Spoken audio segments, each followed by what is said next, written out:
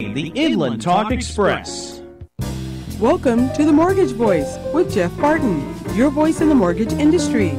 Each week on this program, Jeff and his guests share their expertise, personal anecdotes, and the latest industry news to keep you in the loop. Now, to provide you with insight and help you navigate the consistently changing world of real estate lending, here is your host for The Mortgage Voice, Jeff Barton. Welcome to the show. I'm Jeff Barton, your voice in the mortgage industry. 888-713-2929. That's the telephone number. And our telephone number will get you through to me to talk about mortgages. I know, I talked to one of my guests last week off air, and she said to me, when I first thought about it, I was like, mortgage show on the radio? How much can you possibly have to say? Well, she went into YouTube, where a lot of these shows are housed. If you go to YouTube, go to Jeff Barton, the real estate voice, and you'll see this show as well as our Las Vegas show.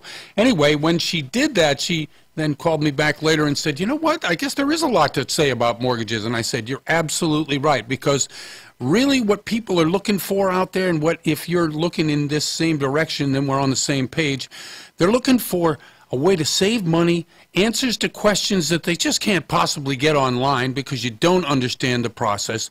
Yes, you can read English, and yes, you can kind of figure out what needs to get put into a box if you're looking at Rocket Mortgage or Quicken or a number of other applications that you can just fill out. But what you really need is some assurance, some human being to say, look, I get why you're confused, or, hey, I know because I've been down that road before with other customers, or even myself. I have a mortgage. I know what it's like when you don't know what question to ask, and who to trust. You're talking about hundreds of thousands, if not more, dollars that you're going to have to repay over the next, 20 to 30 years. You got to figure out right from the get-go who you can trust, and then once you got that information, can you trust your own decision-making process when the information is kind of confusing? For instance, you fill out a 1003, what they call a 1003, which is really the loan application. And we throw about these numbers and vernacular and the different anachronisms all over the place in the loan business. And it's bound to be confusing. And not only that, it's meant to be confusing. Why? Because in our business, the most important thing to do is to gain, and Daryl, you can attest to this too, the most important thing in sales is control, am I right? And trust. Control and trust. You want to make sure that they come to you and that you have control over the conversation.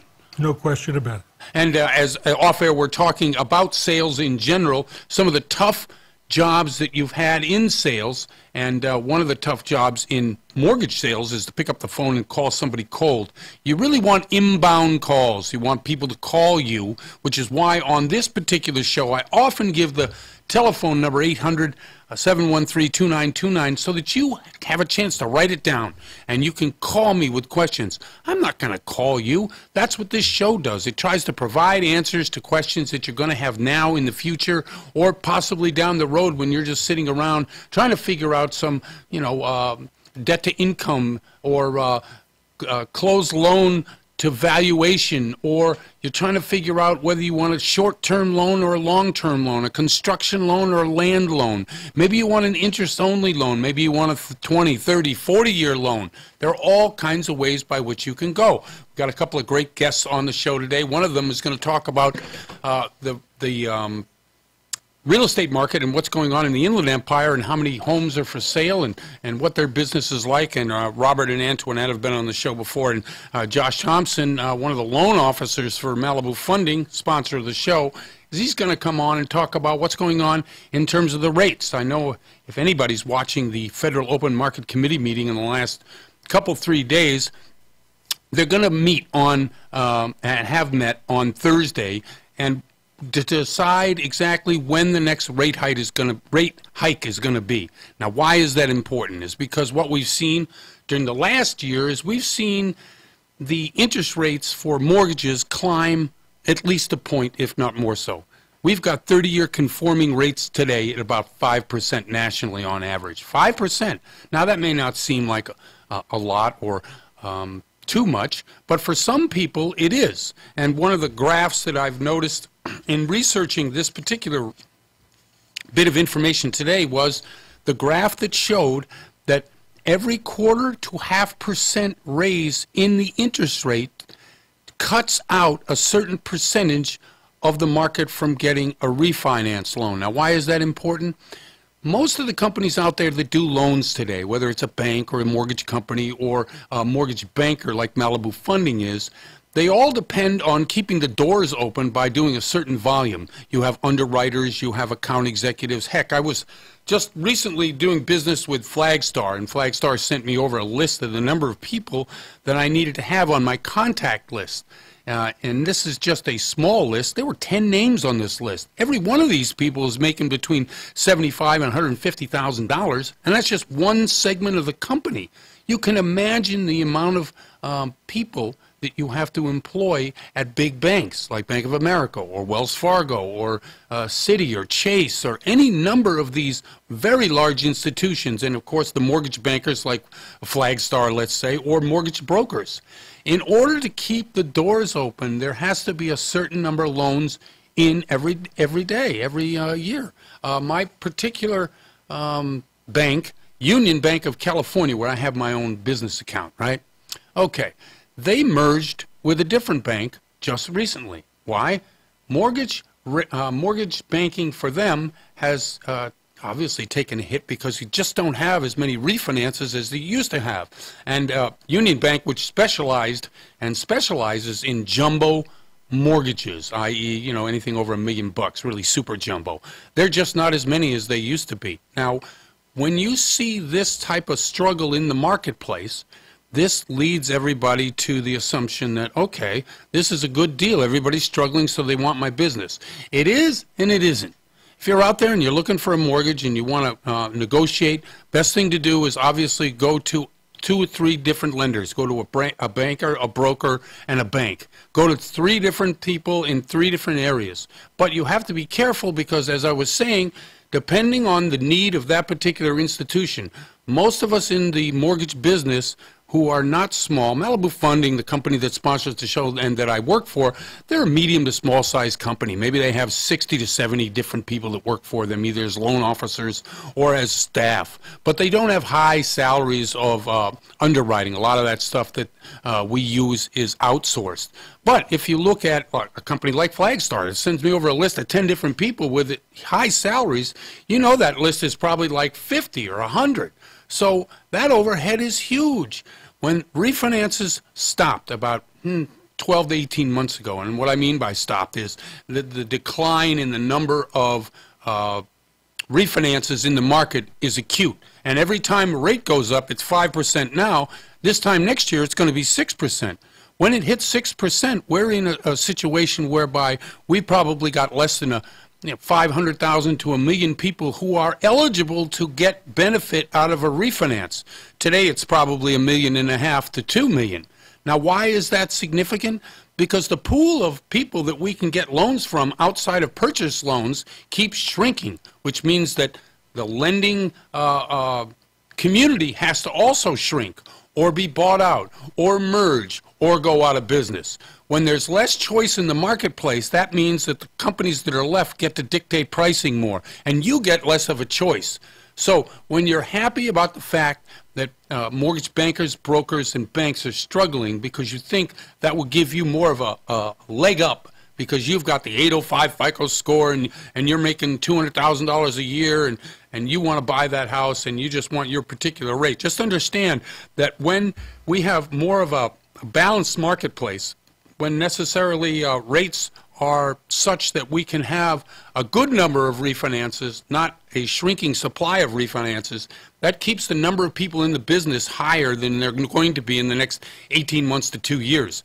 Midterm elections, the next 2 years are going to, really probably be stalemate in both the federal and state level, although the state level is still controlled by the Democrats. But what you might see is an increase in taxes. They're always looking for money. So anytime that you have money taken out of your pocket gives you less of an income with which you can qualify for a mortgage.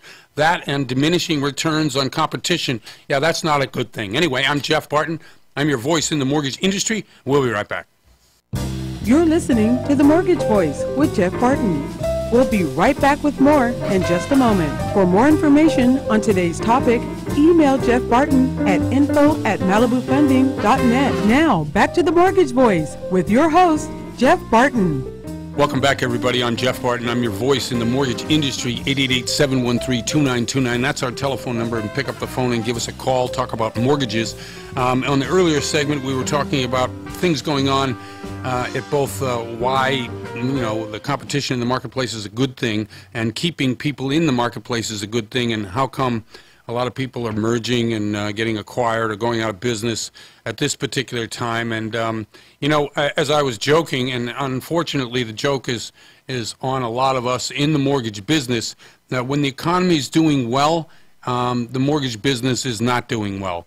And I think a lot of people enjoy that. It's like when the real estate market is bad, realtors don't do well. And, real estate agents, mortgage brokers, used car salespeople, yeah, we all get that same bracket around us as professionals.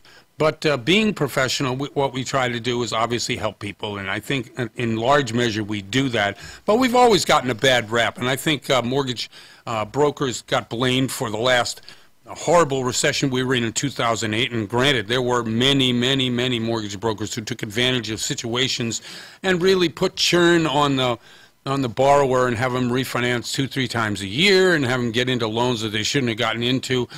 Granted, that was taking place. I think the Fed, and one of the things I'm going to talk about right now, the Fed itself, lowering interest rates, raising interest rates, they're really at the crux of what's going on, both centrally with the economy and also with rates either on your credit card, on your car loan, or other things that would require the Fed to be able to step in and either raise or lower rates. That's what's affecting those particular items. Mortgage rate comes closely thereafter as the bond market also reacts to what goes on in the economy, which is a direct result of what either the Fed says or what they do or what they don't do. So much so that even the president came out against Jerome Powell raising interest rates once again. I think we're going to see an interest rate rise by the Fed in December, and I think everybody's built in 4 this year, maybe 3, maybe 4 next year, maybe 2 next year, but certainly interest rates are on the rise. Now, how does this affect the economy? I think when you look at everything, for instance, you go into the store, you go into any store on any block in America, and you want to buy a carton of milk, some eggs, some bread, and you see how prices are, and you look at where food prices are today, where what they call the core inflation rate, whether it's your rent and your mortgage and some of the other things on the core inflation rate index, as well as what you pay for bread and milk and other things like that. Inflation itself is something that's been under control probably for 20 years. The last time, Darrell, do you remember the last time we had inflation back when Carter was president, what the inflation rate was at the time? Well, it was double digit. I think it went up to 18% at one time. Yeah, I think it was pushing 20. Yeah, exactly right. Now, we haven't seen that for a long time. We probably have the core inflation rate somewhere around 2 to 3%. Well, that was just the leftover of it's the economy, stupid. Exactly. Well, I think Nixon had price controls, right, before Carter got in, and then that intense off-book accounting that Bush had during the Bush years really didn't account for any of it. So the inflation at that point was basically the Treasury printing money, which is what's happening right now worldwide. We, during the last decade, probably printed up about $20 to $30 trillion extra if you include all of the stimulus packages that were around the world. Yeah, that's how much extra money was just printed by governments in order to float the whole thing out of the last recession. Now, what does that mean? Well, it means today that we're seeing tightening of fiscal policy. And how does that affect you? Well, go into the store and say to yourself, okay, do I want the price of bread to go up by a dime a week for the next, year, which means that it'll cost me another $1 next year, the same loaf of bread that I paid this year? Or do I want to see the actual money that I have in my pocket be worth less? So what I'm saying is tightening of monetary policy by the Fed is a good thing as long as it doesn't stop you from making more money. And this is the balancing act that we've had going on probably for the last 12 to 18 months, where we had the last Fed chair and this Fed chair looking at inflation as the #1 reason that they're in business, right? Let's keep inflation in check. And their magic bullet number is like 2%, 2 to 3%. So if things, for instance, wages right now went up 3% last quarter. Now that's a big number when you consider, you have 154 million people at work. And you think about that, add that number up to be how much money you make each month, and then add 3% onto it. That's a big number, okay, in terms of inflation and what that actually means. Now, does that translate into buying power, or does that translate into, no, the inflation that you've just seen in your wages is also going to be affected in the cost of bread, because that bread's going to go up. So really, it's a wash. So as the Fed tries to keep inflation under control, their main concern is to make sure that we don't have, rising inflation, so that the car this year that you bought last year at $10,000 is going to cost $15,000. Well, that's insane, and that can't happen. So here we go. I'm going to read a couple of things from an article by Daniela DiMartino Booth, and she is, of course, by the mortgage website that we go to each and every week. Mortgage News Daily. I want to thank those fine people over there for putting out great information. But she writes about the minutes of the September meeting, and it talks about the members advocated for pushing the Fed funds rate currently at 2% to 2.25%, and that's what I'm saying about raising of the rates. And they're saying they're doing that is because when we get into a situation where the economy grows beyond 3%, which is where we were last quarter, 4.25%, that sounds like a very robust number, and I hate that word. Do you like that word, robust?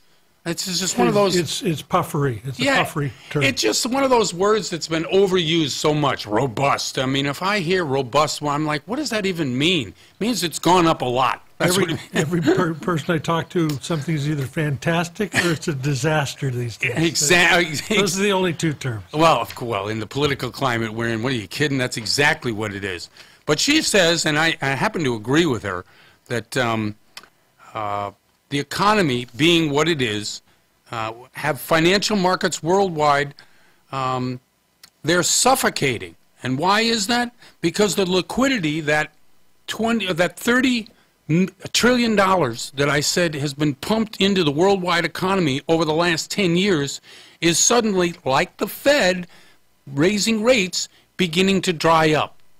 And what happens when people can't get easy access to money? Obviously, they have to pay more for money. Just like when your wages go up, people who hire you have to pay more money in order to get the same talent or better talent. That's the way it works. That's supply and demand. Unless you are somebody who is at the Fed saying, well, wait a second, we have to cool off the economy. So what's happening worldwide is that not only there, but here in the U.S., the tightening on the monetary policy in the United States, i.e., money's not so easy to get anymore. We're going to raise rates. We're going to raise the core lending rate to 2.25%. Probably by next year, we'll be at 3%. Now, there's this magic thing called neutral. What does that mean? That means if you have the core lending rate at the neutral number, they're saying it's 3%. They don't really know. That means that you can have unemployment low, you can have wages continuing to grow, and inflation low. That's the magical formula that the Fed is trying to get to. Now, I don't know about your business, but my business is terrible right now. Why? Because I don't have customers because the rates are too high. So if you're in a business like mine, then you know what I'm talking about. But if you're a majority of the people out there who are working, who are happy, who are making more money this year than last year, and are looking forward to a great 2019, well, that's terrific for you. Anyway, I'm Jeff Barton. I'm your voice in the mortgage industry. Thanks for listening to that economic lecture. I really appreciate it, and we'll be right back. You're listening to The Mortgage Voice with Jeff Barton. We'll be right back with more in just a moment. For more information on today's topic, email Jeff Barton at info@malibufunding.net. Now, back to The Mortgage Voice with your host, Jeff Barton. Welcome back, everybody. I'm Jeff Barton. I'm your voice in the mortgage industry. 888-713-2929. That's a telephone number. If you pick up the phone and give us a call, you can get in line and talk to us about what your issues are, your problems are. Maybe you're looking for a great deal and you just can't find one. You're looking for an agent. You're looking for a broker. Maybe you're just out there trying to get information about a property, a neighborhood. Maybe you're looking for information on school systems, crime statistics, anything that has to do with real estate or finding a great mortgage, we can help you with. And if I can't help you, I'm going to find somebody that can. And in line with that is Robert Perez, who's been on the show before. Works for Platinum Realty, and I really appreciate you coming back on the show, Robert. Thanks very much. Oh, thank you, Jeff. It's a pleasure to be on. Thanks a lot. No, thank you very much. Okay, tell us what's happening out there. We hear rumors that the market has slowed down somewhat, and maybe there's some more inventory out there. What's your assessment? Properties are definitely on the market longer than usual. Okay. I think sometimes you never want to point fingers and say, oh, it's this person's fault or that person's fault. But I think one of the reasons is the expectations that sellers have are still a little bit too high. Right. And sometimes they list the property too high because they talk to friends that are not in the business or whatnot. Right. And I think nowadays they just need to listen more to the real estate agent that they hire, whoever that is. Right. You know, take them into consideration when it comes to information. What is the secret to getting sellers, or buyers for that matter, to react to the market as quickly as the information that we can synthesize within seconds? It usually takes them a couple of months to really get it through their head that, oh my gosh, I guess I got to pay more, or oh my gosh, I guess I better lower the price. Right? Definitely, you want to get comparisons to other properties. You want to make any seller feel that you have the pulse of the market. Right. You know, if you're a seasoned agent, you'll have more experience doing that. If you're a new agent, you at least want them to feel that you've done at least your research, and you want to make sure that properties within that 1 mile or 2 mile radius of the home you're looking to sell or list.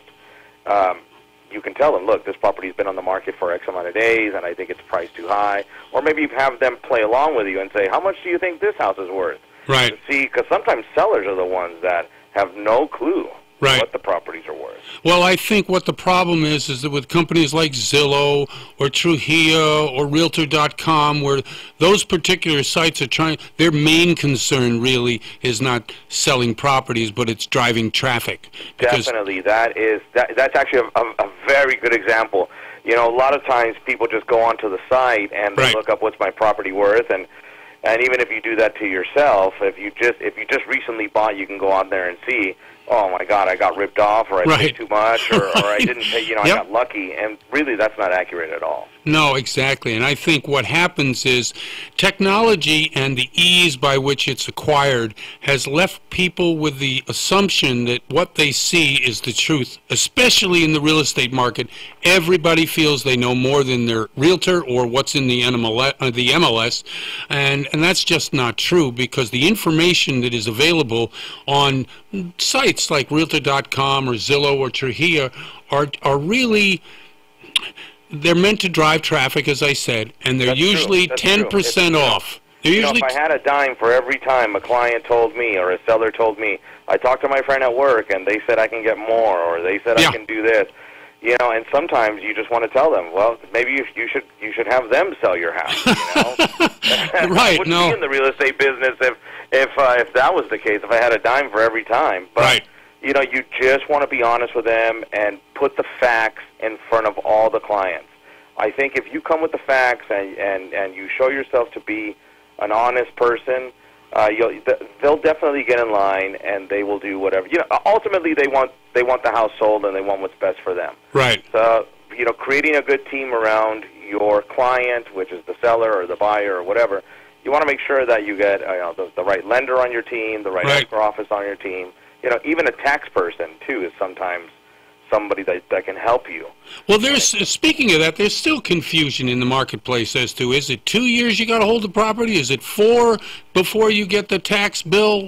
Which is it? You know, legally, we always have to revert back to the tax person. Right, you know? exactly. Now, look, by law, as you know, when you take the tax exam, that's the first thing they tell you. Never give tax advice. Right. So, you want to wait 2 years. That's a fair assessment before you decide to make whatever move you want to do. If you want to make it into a rental, most people will give you the advice if you're there for a few months, if you make it into a rental, nobody's going to say anything, which probably nobody will. But legally, you want to make sure that the banks, the people that are lending you the money, that they feel comfortable with that, right. With that type of loan. Ultimately. I agree. Hey, give us an area that you're working currently. Where are you getting most of your clients from? Oh, I'm glad you asked. I have hit, fortunately, my parents live in the Riverside County area. Uh-huh. So I live in L.A., so from my front door to my parents' front door is an hour and 40 minutes. So right. I visit them once every other week or once a week. And while I'm there, I try to hit some of the local real estate offices there. Sure. And it has been working out. So in the city of Riverside, in the city of Banning, actually, right. has been a small little gold mine for real estate business. And now it's growing. There's 5,000 properties coming up that they just broke ground on. So I know the property values are going to be on the rise. But we just closed the deal today, $155,000, 2-bedroom, 1-bath house. Well, that's a great deal. Hearing that gives people out in the marketplace, they're thinking $155,000 for a 2-bedroom must be in the worst neighborhood. Where was it? And it's not. It's in right. a great community. Right. Actually, my in-laws live there. It's in the city of Banning, and the going price for they're smaller homes. They're under 1,000 square feet. Now you can find your 2,500 square foot, $500,000 homes out in the city of Banning if you want to. Sure. But if you're looking for a starter home, that's a great community. It's close to the freeways.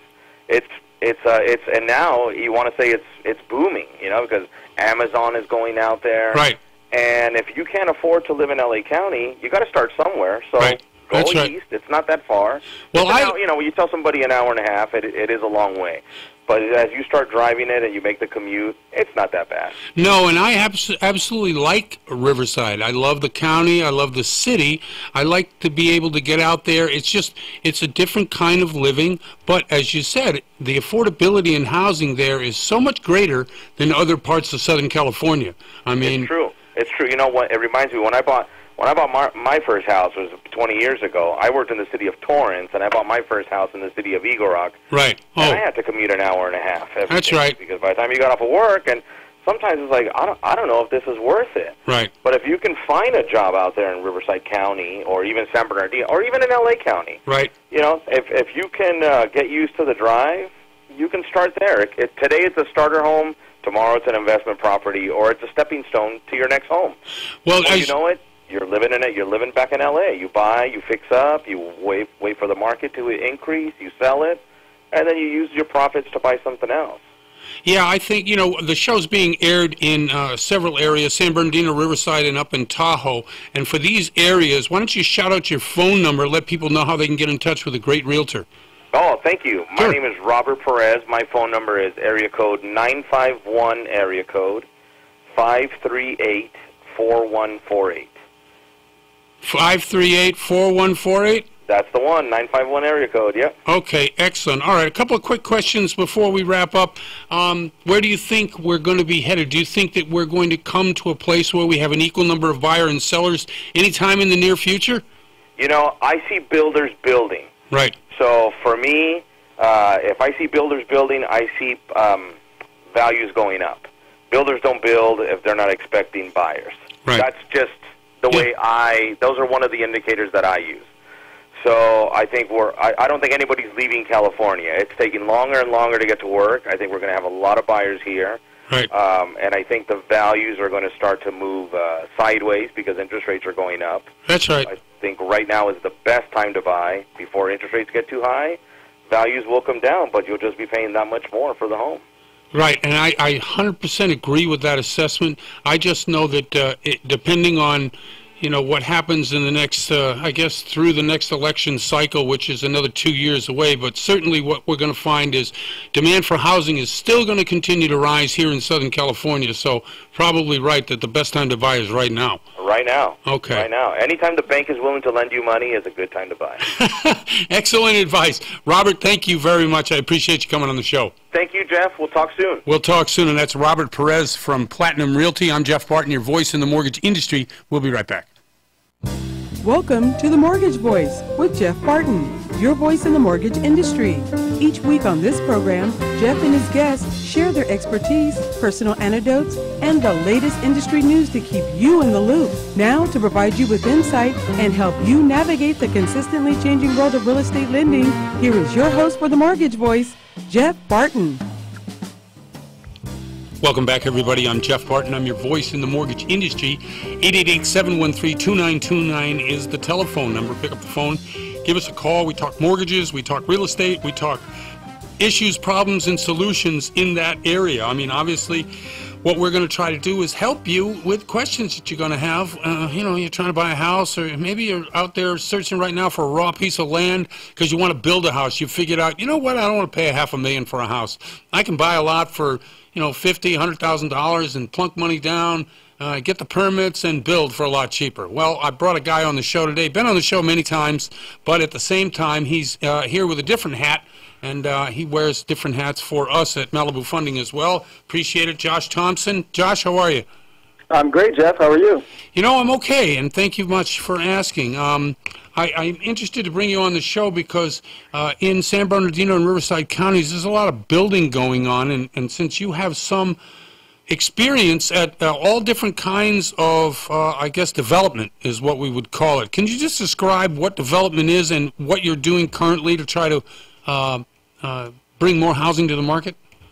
Real estate development is basically the practice of, buying land, whether, there's a property on it or not, and basically going through the entitlement process, getting it entitled, getting plans drawn up, and getting permits to build, whether it be units, a subdivision, that's going to be at a greater value, much greater value than what you purchased the land for. So.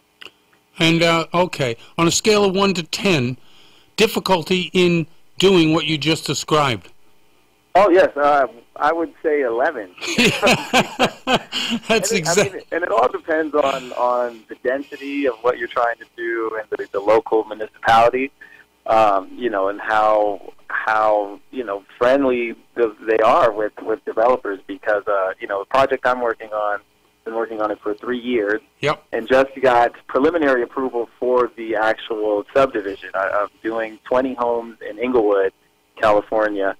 There's a lot of stuff going on there with the stadium and a bunch of different projects going on there. But literally, the first route that I took, we tried to do 35 condominiums. The city, we needed to do some affordable to basically get a density bonus with the zoning code. And then it comes out a year and a half and a lot of money down the drain because they didn't want affordable units going up after all. So we kind of switched.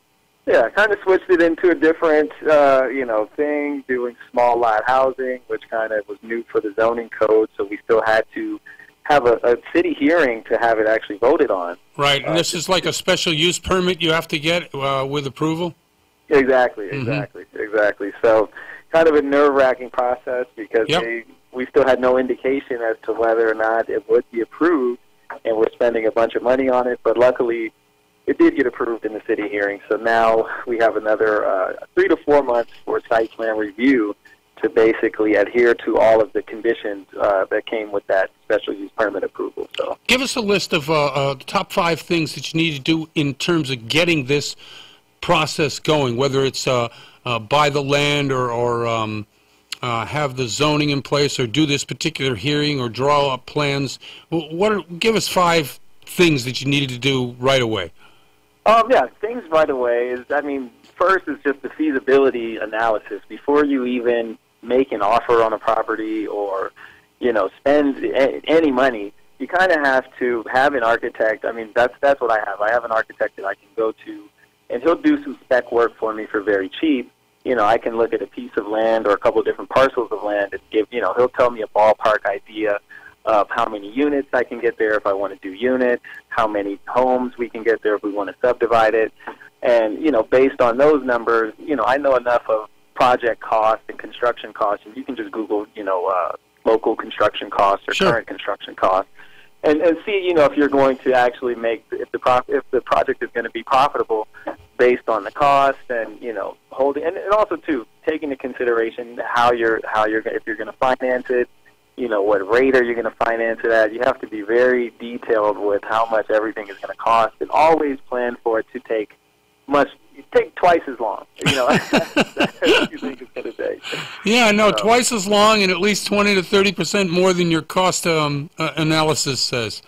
Exactly. Yeah. If it still works out, and you're still with a good profit after that, then it's a feasible deal. But if it's tight, and you have to deal with local municipalities or any special use kind of thing, then yeah, it has to be a home run. Now, you're dealing with city councils and you're dealing with mayors, and the city of Inglewood, although it's a fairly decent-sized city, is not a metropolis, right? It's manageable in terms of the number of people and the amount of people you have to deal with, but at the same time, it's difficult because you have to deal with the personalities of everybody involved who don't necessarily understand the building business. Yeah. Yeah. It's very tough because, some people that are in the planning department or on not necessarily just the planning department, but people that are on the city board of officials that, sometimes their interests don't align with yours, and they are concerned don't align with your interests. So, Right. They're really looking at what's best for, or what they feel is best for the community. Isn't that the issue, though, right there? Is that what happens is the issue for most cities is that there isn't enough housing, period. Yes. Yet, Yes. people have different agendas when it concerns that, whether it's going from low density to high density, meaning that instead of building single-family homes, you're building high-rise condos. Yeah. Yet the problem is still the same. So you've got elected officials who don't necessarily have the long-term goal in mind about supplying housing. They want a more, congruous neighborhood, that all of the houses are the same, that you don't have high-rise next to low-rise, that you don't have high density in areas that necessarily should warrant it, especially around an area like the stadium. Yeah, and I feel that cities in California need to really kind of revise the general plan. Yep. Because, with that general plan, I mean, this was made 100 years ago or however many years ago, and times have changed. Population density has grown tremendously and is still growing. Yep. So, with all of these rules and things in place, I think if some of these zoning regulations were kind of enhanced, especially in high-density areas, there was something that was going on the ballot that never made it to the ballot, actually, with something to kind of revise the zoning in near, transit areas. Right. I think within a half-mile radius, you would have unrestricted zoning around major transit or bus routes. And I think that's something that would be great. I mean, there's plenty of developers and builders out there that want to do projects, but kind of shy away from, the bigger projects that can actually really help the housing crisis and provide inventory because of the process. And it's just not feasible for a lot of developers. But, I think if they streamlined the approval and permitting process, then there would be no housing crisis in California. And in areas that need housing, which is most of the city of Los Angeles, San Bernardino, Riverside, you go to any metropolitan area that has 100,000 plus people in it, you're going to need more housing. And in Southern California, the housing crisis, I heard 2 million houses are needed to be built in order to alleviate the housing crisis here in Southern California. It's just, how can you do that if you've got these competing interests trying to prevent it? It's the old not in my neighborhood crowd. Yes, and I call it not in my backyard. Right, NIMBA, right, exactly right. Okay, Yeah. So you have a lot of expertise in this. Shout out your phone number. Maybe there's some listeners out there who are looking to do similar projects in their area but might need a little help, a little assist from somebody who's experienced. Oh, yes, my number is 323-945-5694, Joshua Thompson. And Jeff, I also wanted to add, a thing that we can all do to kind of combat the housing crisis is a great ad is doing an accessory dwelling unit on your property. Right. And that can also help with some of your current housing costs at the same time. Over-the-counter permits, very easy to get permits for this. You're even allowing people to convert their garages into these accessory dwelling units. I'm doing a flip in Mid-City, Los Angeles, where I'm extending, the main house's square footage and adding an ADU in the back. I think it's a great thing that, I know City of LA is doing it. Yep. I'm sure. It's city by city. It's not a statewide thing, so you really have to check with the city. Good thing to do is probably give you a call. Yes, exactly. Hey, I'm up against the clock, Josh. Thank you very much for coming on the show. Enjoy the information. All right. Thank you, Jeff. Thank you for having me. And thank you very much. And I'm Jeff Barton, your voice in the mortgage industry. We'll be right back. You're listening to The Mortgage Voice with Jeff Barton. We'll be right back with more in just a moment. For more information on today's topic, email Jeff Barton at info@malibufunding.net. Now, back to The Mortgage Voice with your host, Jeff Barton. Welcome back, everybody. I'm Jeff Barton, your voice in the mortgage industry. 888-713-2929. That's a telephone number. And as we've been saying all show, pick up the phone, call us. We can help you with questions that you have to get answered today because, that offer you got to put in and the mortgage approval letter that you got is out of date and you got all this pressure on you to perform right now. Well, we can help you with some of that. And one thing I learned, did you ever take one of these courses, Darryl, like a negotiating course or? Oh, yeah, several. Okay. Yeah. So, and I think who did I take one with? And I forget it, but it was all about, take your time, take control of the negotiations. If someone says you have to get something done by a certain date, you really don't. You just have to negotiate it better, right? Yeah, I saw these guys in all the magazines with the seminars. Then I did Brian Tracy's Phoenix seminar, which is a week-long thing. Yeah, they're very good, and I think the main thing I got out of the one I did was that they sent us, they gave us all parameters. They said, okay, here's what you got to do, and you got to get out there and you got to solve this problem, and we're giving you 10 minutes. So after the 10 minutes, the 5 groups that were out there, two-person teams, right?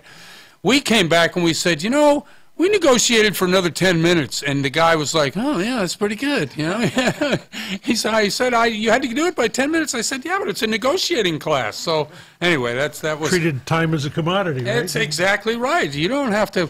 But anyway, if you're out there and you're in that situation right now, either with a real estate contract or you're in something, and in the mortgage industry, everything is dependent upon funding of that loan and recording of that document in order to get the deal done. Now, we're involved in many deals over the last year, even the last 2 or 3 months, that the timing doesn't work out 100% of the time.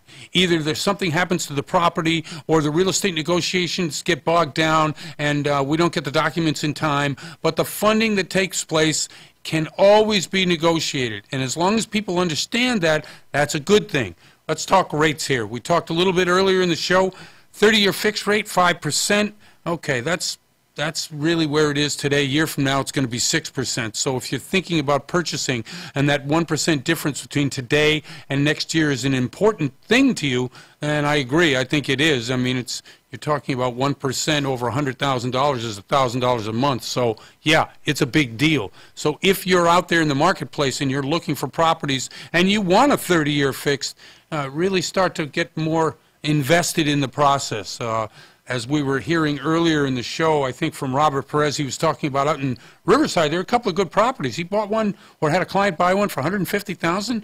Now, granted, it was under 1,000 feet, but so what? I like small. I mean, I belong to the small is better in most situations group of people. If it's just myself and my wife, I don't need 2,000 square feet. We can get along with, 1,500, 1,000. It just really depends on your need and where you want to live. And usually if you want to live in a really good area, smaller is okay. FHA, VA loans, 4.5% to 4.75%, still a really good deal. 5-year ARMs, 4.375% to 4.875%. Now that ARM product, I like the ARM product if you know what you're going to be doing in the next 3 to 5 years. Why? Because you just don't know where the adjustable rates are going to go after the 5th year. But if you're planning to buy something today, you think the real estate market is going to either hold or going to go up, or you can get a tenant in there that you think can pay both the current note rate or the current rate on your ARM loan and the adjustable portion of it. Yeah, these are much lower in terms of the rate. And if you're going to sell that property within 5 years, obviously that's a good thing because you're going to get a lower rate, your payments are going to be lower, and you're going to, sell this property. If anything I've read in the market is that housing is not going to be going down anytime soon. What we see is low inflation, as I said earlier. We see high employment. Last month, I think we saw 250,000 new jobs. And a lot of these jobs are not sales jobs, and they're not seasonal jobs. That comes about in November, this particular month. November, December, some parts of January because of the givebacks at Amazon and some of the other things. Yeah, they have a large hire-on for those particular months. My son, who works in Seattle, was just hired on as a seasonal employee for a gaming company, and he does some customer service for them. I think all of these seasonal jobs, they're just starting to gear up for in November, but in October, no. So if you're out there right now and you're looking at that 250,000 person added to the payrolls last month, yeah, that's a big number. I mean, you have over 154 million people that work in the United States. That is, again, another huge number. Maybe the most people that have ever worked. Maybe not on a percentage basis, but as an actual number. You consider all the children and everybody over 65 years old or 70 years old. I mean, this is why the unemployment rate is what, 3.7%? I mean, we're looking at possibly by the end of next year, 3.5%, 3.4%. These are kind of unheard of numbers. I was reading something in my research for the show that says we haven't had this low of an employment rate since 1969. 1969. Remember that year, Terrell?